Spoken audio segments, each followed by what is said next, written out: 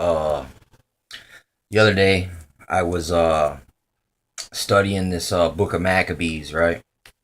And basically in it there's some good information about like where did the 12 tribes go? So the 10 kingdoms, the northern kingdoms.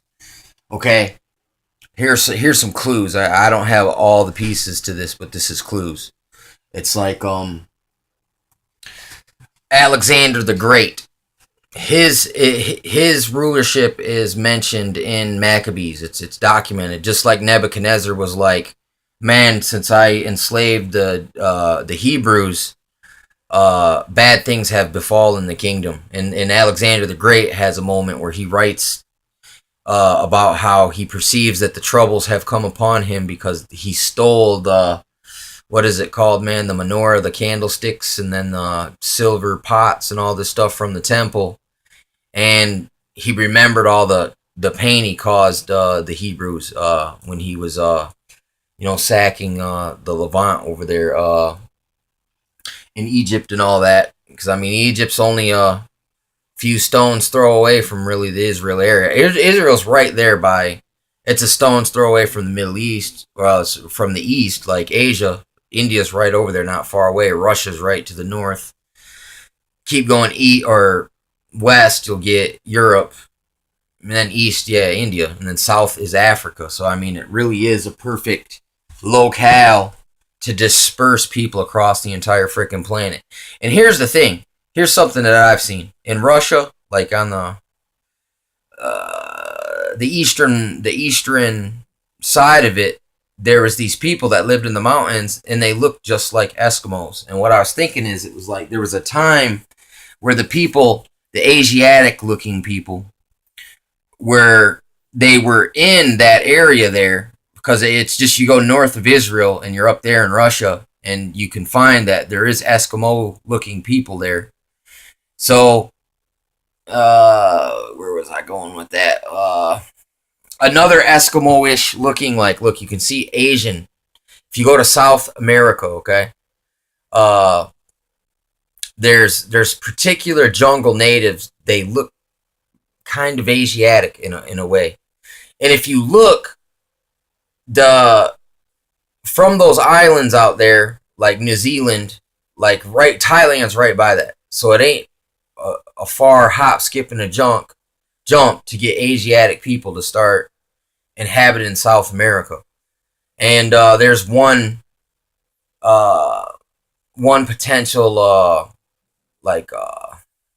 route no one wants to consider. You know, you got those Moai Islands with the Moai statues over there. What do they call, the Polynesians or something like that? And these basically people look like they could have been kind of partially related to the people in Hawaii. You know what I'm saying? So, I mean, what is that? The Pacific expansion route, instead of just solely the sea-bearing land bridge. And the Indians, the Chippewas, described coming in from Canada from the East Great Seawater. And that does kind of almost fit an Eskimo thing, but why wouldn't our history say we would go back to the Eskimo people if we came from there? So we obviously didn't. It's just like people don't realize that the Muslim religion wasn't created until 1200. You know what I'm saying? Which really, in the whole scheme of time, isn't too long ago.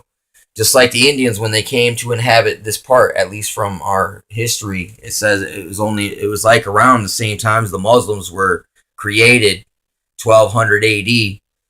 The Indians, the Chippewas, were coming into the Michigan territories. You know what I'm saying? I mean, I could be a little wrong there in a few hundred years here or there, but it's like they only have fragments of their own history. You know what I'm saying? And it's all in this allegorical, like God kept showing them signs, and through signs and wonders and miracles, God led them to the land. You know what I'm saying? Where they inhabited at the time of the European expansion over here in this way. But anyway, back to the second, or it is in Second Ezra's where it talks about the second Exodus, where Assyria and Greece like the Hebrews they were like, well, hey man, ever since these people came around, we ain't been able to make no money. So let's make a covenant with them. So what they did, some of the Hebrews would side up with the Greeks and the Assyrians and sell their own brethren and countrymen into slavery. So they made this own kind of Willie Lynch mafia inside the Hebrews, and they sold a lot of their brethren as slaves to the Greeks, to the Grecians. And here's the thing about the Grecians. The Grecians is the bronze statue of Daniel.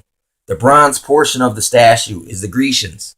And this is where the 10 tribes get placed in the world, because the Greeks were seafaring, the Phoenicians seafaring, all the Arab nations would buy slaves and sell slaves. And they're also, a lot of them are seafaring cultures as well. Some of them ain't. So like Egypt, it seemed like Egypt would contract other trader people to navigate the ocean. They were more like a land kingdom, but they had access to the waters as well. But it's like, why do all that when we can just contract people? We're rich. You know what I'm saying? When we tell people to do this, they do it. You know what I'm saying? When we say we'll give you this much gold, they could do it at the time. So people were literally commodified way back then in the Egypt time, and then likewise in Babylon and Greece and Assyria. But anyway, the Bronze Kingdom. The thing about minerals, in order to make the Bronze Age, they were like, where did all the copper come from that they had to mix? And there's a lot of people that said, well, the iron mine or the copper mines up in the Upper Peninsula, the United States. See, the Indians, it's like, were they dropped off over here by Greece, or were some of them? Because it seems as if Greece came over here, mined all the frickin' someone anyway came over here, mined all the copper, took it back, and it somehow made its way back to Greece. I mean, but you got South Americans making South American Indians making copper mix alloy chisels, and they got their little stone engravings, and they found the sites where you could still find the materials around where they on-site location metallurgy used copper that came from the UP. So it was like the Silk Railroad was over here, but between the natives, they had their own system of extracting mineral resources and taking them and distinguishing them between different cultures. Or different kingdoms. Because here's the thing: the Incans and the Mayans traded with one another, and there's these dudes called the Crees down in Georgia. They traded with the Mayans, and then you got Pueblos and stuff, all that southwestern American, North American Indians. And even though they weren't directly related to Mayans, they had the star astro theology knowledge as well. That then they could make sites where they were basically aligned to the stars, just like Egypt, the pyramids are. So they actually had the Mayan ruler on a hieroglyph in Africa on the wall, and in South America they had the African leader in the Timbuktu or whatever that was. His portrait was carved on the wall in South America, just like they did in Egypt. So you got the dude from Africa and the people from South America. They put each other's image on their frickin' pyramids. I mean, that's a heavy connection there. So we're working our way through. I mean, did the South Americans mine the copper, then send it over to the Africans, and then they traded with the Greeks? I mean, it's real deep thing. But then there's also legends of the Chinese taking off and finding a far off hidden land and repopulating it in a simpler form of life. They could get out of civilization in a way and go back to more of a tribal type of society that was simpler, because the more you go into advanced civilization, the more corrupt it becomes, and just life becomes a pain. You know what I'm saying? So can't remember if it was Lao Tzu or Sun Tzu or somebody, man, took off like that. They just were like, man, screw it, man, I'm done with this. And they went to a far off land. And then you got these weird Asiatic looking people in South America that live out in the jungle and are like won't talk to no one else. You know what I'm saying? So it's like you could see some of these mysteries, these legends could potentially be some of the. Here's the thing about the Greeks, though. For sure, it's documented in Maccabees that the Assyrians and the Greeks took many Hebrew slaves and deposited them throughout the world. You know what I'm saying? Because at the time, it was a worldwide trading route. And it's the same maritime law of the sea type shit that was going on. Like, right alongside of, what you'd think law and order and rule. They had this sort of do as thou wilt in the sea, going right alongside of what they would want you to believe is law and order. But it's in all order. It's ordo ab chao. It's law of the sea. Same thing here. History's law of the sea. It's whoever can pay for the money to write the history book the way they want and got the sway to get it out there. That's how they get it done. It's just do as thou wilt want it to work out in thy favor in this world. And it's like that's why some of these things are so hidden. And it's obvious, like, man, people were aware of this for a long time and they just hid it.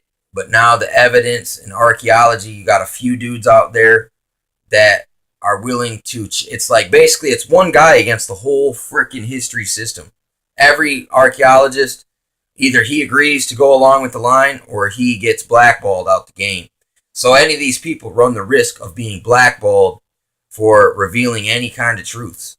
But once again, this book of Maccabees, you got the connection is Alexander the Great, the Bronze Age, and the copper from Michigan. There's a connection there, but it's in Maccabees that they took many Hebrew slaves, and that was part of their punishment for serving God and the other tribes they've met out in the wilderness and in the Levant.